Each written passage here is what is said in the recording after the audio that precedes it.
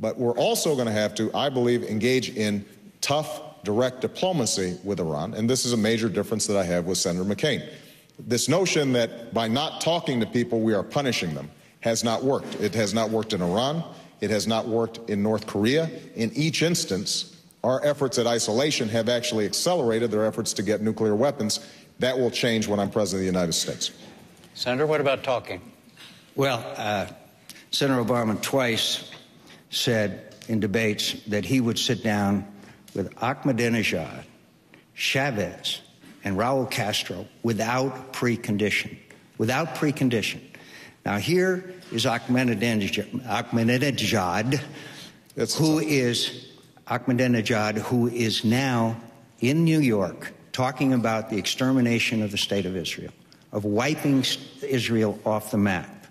And we're going to sit down without precondition across the table to legitimize and give a propaganda platform to a person that is espousing the extermination of the state of Israel and therefore then giving them more credence in the world arena and therefore saying they've probably been doing the right thing because you will sit down across the table from them and that will legitimize their illegal behavior. I reserve the right as President of the United States to meet with anybody at a time and place of my choosing if I think it's going to keep America safe.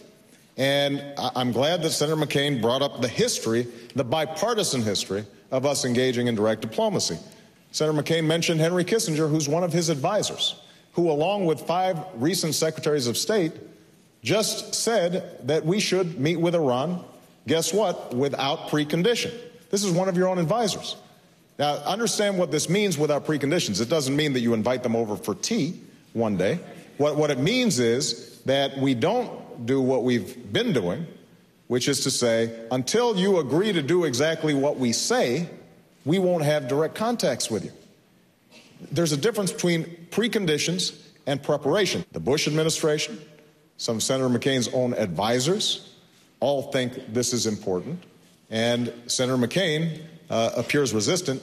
He even said the other day that he would not meet potentially with the Prime Minister of Spain because he wasn't sure whether they were aligned with us. I mean, Spain is a NATO ally. Of course. If we can't meet with our friends, I don't know how we're going to lead the world in terms of dealing with critical issues like terrorism. Look, Dr. Kissinger did not say that he would approve of face-to-face meetings between the President of the United States and and Ahmadinejad. He did not say that. Of course not. He said that there could be secretary-level and lower-level meetings. I've always encouraged them. The Iranians have met with Ambassador Crocker in Baghdad.